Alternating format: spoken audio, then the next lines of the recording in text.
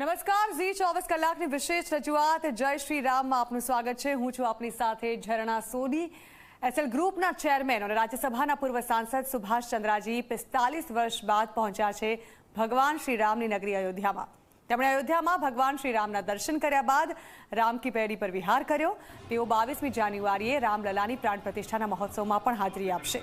આનંદ અને ખુશીઓના પ્રસંગે ઝી મીડિયા સાથે તેમણે શ્રી રામ સંવાદ કર્યો અને અયોધ્યા નગરીમાં ભવ્ય રામ મંદિર માટે કઈ સરકારોમાં જનતાએ શું સંઘર્ષ કર્યો છે તે અંગે પણ ખાસ વાત કરી। આ ઉપરાંત ભગવાન શ્રી રામના આદર્શોની પણ તેમણે ખાસ વાત કરી। તો આવો જોઈએ એસએલ ગ્રુપના ચેરમેન અને રાજ્યસભાના પૂર્વ સાંસદ સુભાષ ચંદ્રાજી સાથેની આ ખાસ મુલાકાત। 22 जनवरी को रामलला की प्राण प्रतिष्ठा होनी है और अब उन विशेष मेहमानों का अयोध्या पहुंचने का सिलसिला भी शुरू हो चुका है जिन्हें राम मंदिर की प्राण प्रतिष्ठा के लिए आमंत्रित किया गया। उसी में से एक खास मेहमान हैं एसएल ग्रुप के चेयरमैन और पूर्व राज्यसभा सांसद डॉक्टर सुभाष चंद्रा। सुभाष चंद्रा जी, आप अयोध्या आए हैं और प्राण प्रतिष्ठा कार्यक्रम में आप अतिथि के तौर पर आमंत्रित किए गए हैं। इस वक्त राम की पैड़ी पर मौजूद हैं। कैसी अनुभूति हो रही है और कितना खास मौका ये आपके लिए? पहले तो आपके सभी दर्शकों को मेरा प्रणाम। जय श्री राम। भगवान की कृपा आप सबके ऊपर हो, ऐसी मेरी प्रार्थना। मैं आज अयोध्या लगभग 45 वर्ष बाद आया हूँ। 45 वर्ष पहले एक युवा के नाते जब आया था यहाँ, तो मन में पीड़ा थी। एक पीड़ा थी कि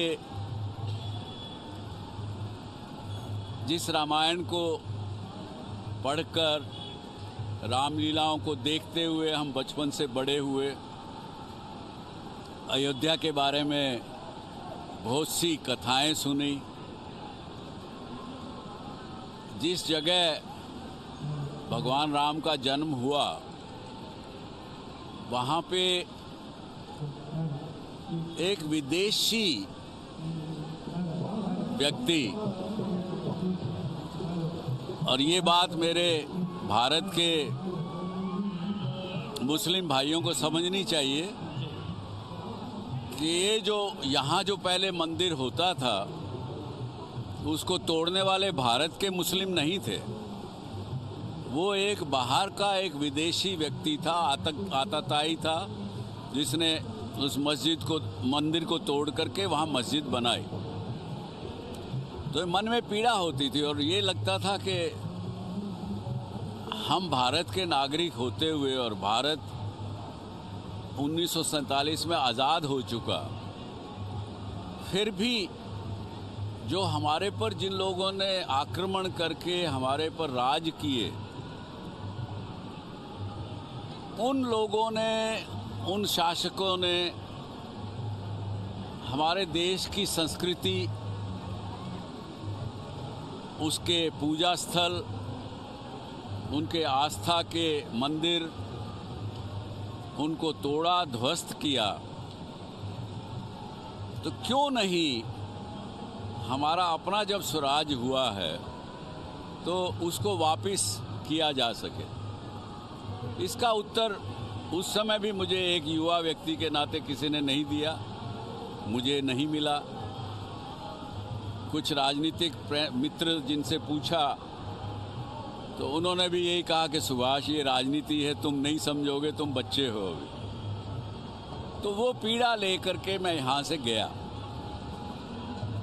लेकिन जब मैं आज यहाँ आया हूँ 2024 में, आज 20 जनवरी के दिन, तो मन में एक उल्लास है, एक भावना है इस प्रकार की कि मैं स्वतंत्र हूँ, मेरा देश स्वतंत्र है, मेरे देश के नागरिक सब स्वतंत्र हैं।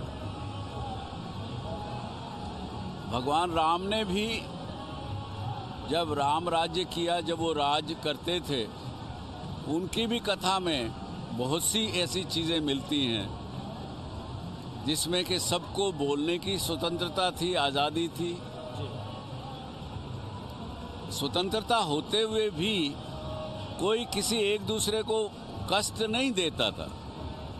लेकिन जो माहौल हमने पिछले 40-50 वर्षों में आज के 15 साल पहले देखा, वो दुखदायी था। वो स्वतंत्रता के नाम पर कुछ भी कह देते थे। और कभी कभी तो आपके दर्शक शायद मेरे से नाराज होंगे,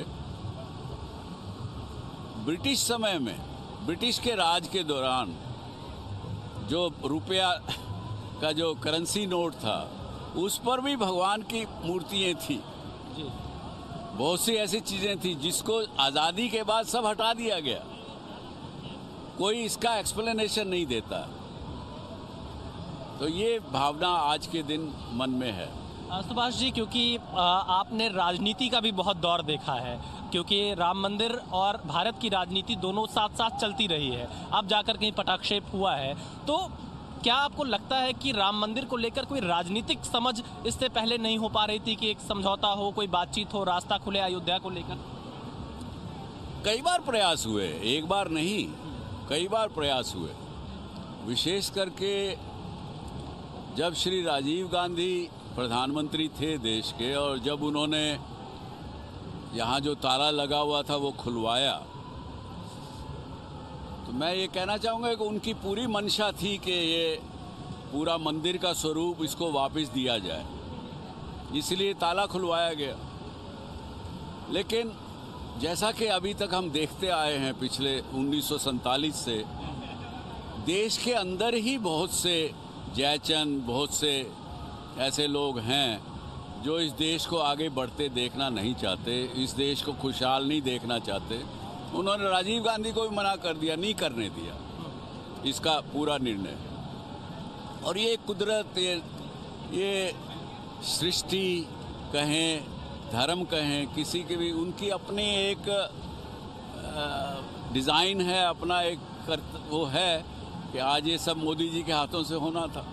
प्रधानमंत्री मोदी खुद 11 दिन का विशेष अनुष्ठान कर रहे हैं और यम नियम का पालन कर रहे हैं। अयोध्या में आएंगे, ऐसी खबर है कि सरयू स्नान करके यहाँ से वो रामलला की प्राण प्रतिष्ठा समारोह में शामिल होंगे। आपने कई सरकारों को देखा है, इस सरकार में जब मंदिर का निर्माण हो रहा है तो कैसे देखते हैं आप इस काम को? क्या है अगेन, इस बात को लोग कई बुरा मानेंगे, लेकिन इस देश का संविधान जब बना था उसमें धर्मनिरपेक्ष नाम का शब्द नहीं था। और हजारों वर्षों से बहुत से राजा, बहुत से सब युग बीते देखे गए। जिस राज्य में, जिस देश में धर्मपरायण सरकार नहीं होगी तो लोग भी धर्मपरायण नहीं होंगे। आपने तो धर्मनिरपेक्ष कह दिया, इसका मतलब आप धर्म को फॉलो ही नहीं करना चाहते और धर्म को जानते भी नहीं हैं। धर्मनिरपेक्ष तो कह दिया आपने, लेकिन धर्म की परिभाषा नहीं की। तो इसलिए ये सरकार धार्मिक सरकार है, धर्मपरायण सरकार है, और ऐसी एक मैं कहूँगा संस्कृति, ऐसी सिविलाइजेशन से ये सरकार या मोदी जी हैं जहाँ यहाँ के रहने वाले लोग हिंदू कहें या जो भी कहें, इंडस सिविलाइजेशन के रहने वाले लोग, इन्होंने कभी लड़ाई नहीं की। इन्होंने सभी धर्मों को और सभी बाहर से आने वालों को अपनाया। पारसीज हैं, क्रिश्चियंस हैं, यही के लोगों को कन्वर्ट करके मुस्लिम बनाया गया। जो ये यहाँ के लोग, आज अगर मैं कहूँ सबसे ज़्यादा कष्ट अगर होना चाहिए तो आज के मुस्लिम समाज को होना चाहिए, भारत में रहने वाले, क्योंकि उनके कोई बुज़ुर्गों ने जिनको कन्वर्ट किया गया, हिंदू से मुस्लिम बनाया गया, उनको टॉर्चर किया गया, उनको मुस्लिम बनना पड़ा। तो आज के मुस्लिम भाइयों को ये मानना चाहिए कि उनके बुज़ुर्गों ने जो हिंदू थे उनको टॉर्चर करके मुसलमान बनाया गया, तो कष्ट उनको ज़्यादा होना चाहिए। लेकिन हिंदू समाज ने लड़ाई का रास्ता नहीं चुना, इसीलिए ये जो संस्कृति, हमारी सिविलाइजेशन बची रही। वरना आप देखें तो रोमन सिविलाइजेशन है, मिस्र की सिविलाइजेशन है, बहुत सी और दूसरी सिविलाइजेशन थी, ख़त्म हो गई क्योंकि उन्होंने लड़ाई लड़ी अपनी सिविलाइजेशन को बचाने के लिए, अपनी संस्कृति बचाने के लिए। हिंदू ने क्या कहा?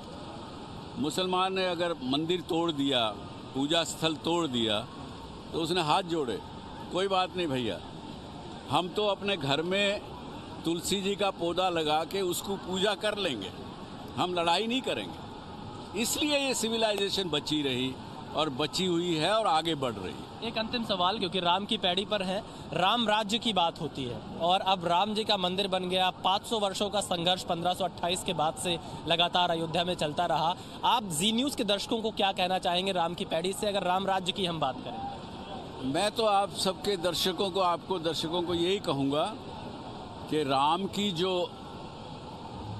अच्छी बातें थी, उनकी जो अच्छाइयाँ थी, उनको अपनाएं, अपने जीवन में अपनाएं।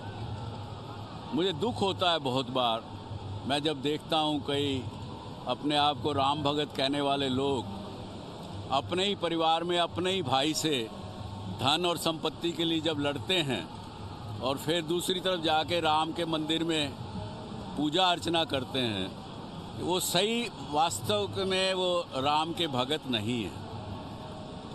राम की जो अच्छाइयाँ थी, जो इसने उस व्यक्ति ने जो त्याग करना सीखा, उसने अपना कर्तव्य निभाना सीखा, उसने एक आदर्श राजा कैसा हो वो सीखा, वो धर्म निभाया, उसकी अच्छाइयों को आप माने तो ही भगवान को, राम को आप वास्तव में भगवान मानेंगे। बहुत धन्यवाद। तो देखिए, डॉक्टर सुभाष चंद्रा 45 सालों बाद अयोध्या लौटे हैं और अपनी पुराने दिनों की यादों को भी आज याद किया और साथ ही साथ देश को यह संदेश भी दिया है कि भगवान श्री राम के आदर्शों को हम सभी को अपनाना चाहिए और अच्छाई जो भगवान श्री राम ने दिखाई है उस रास्ते पर ही आगे बढ़ना चाहिए।